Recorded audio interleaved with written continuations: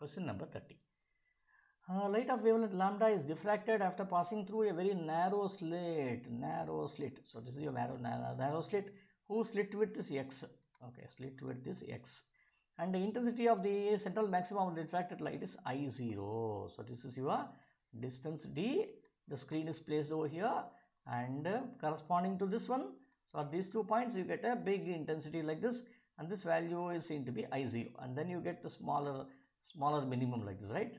Get smaller minimum like this over here. Okay, slit width is doubled. When the slit width is doubled, what will happen? The intensity will also double. Why? Because you know intensity is proportional to the slit width. So when this doubles, intensity also doubles. So therefore these two are incorrect. Okay, so any one of them should be correct here. And then what is the intensity of central maximum? We already seen angular position. What do you mean by angular position of the first minima? So what you do is, so angular position here, so you can write it like this. This is your straight line from the midpoint over here, and angular position of the first minima. See, first minima will be here. This is your first minima, right?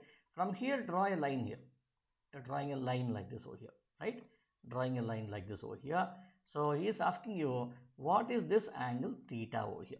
We already know that if I consider both the angles here, if I consider the whole angle alpha over here, this alpha can be written as 2 into lambda d divided by small d. This is what we already know, this one here, right? So as a result of this, now what we have is, so not alpha, this whole distance we already know this. This is nothing but 2 lambda d divided by small d. We know this. Now what is theta over here? So if I consider this one, so this part of this will now be equal to half of this, right? Half of this. So therefore your theta is nothing but this width. We usually call this as fringe width of the minimum, of the maxima. This width divided by this capital D. Okay, so this should now be equal to, it is nothing but tan theta here. Actually tan theta we should take, right? See, if it is like this over here, this will be lambda into capital D by small d. This angle is theta, this is capital D. If I take tan theta here, tan theta will be equal to, I'll write it like this, lambda into capital D by small d. So d is nothing but x over here, x divided by capital D. So this goes away over here, right? Which should be lambda d by lambda divided by x over here. Since the value of theta is small, I can replace tan theta by theta. Theta is equal to lambda by x.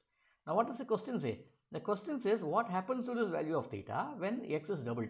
When x is doubled, what will happen? This will become lambda by 2x, right? So the answer is lambda by 2x, which is B. Okay, let us move on to the next.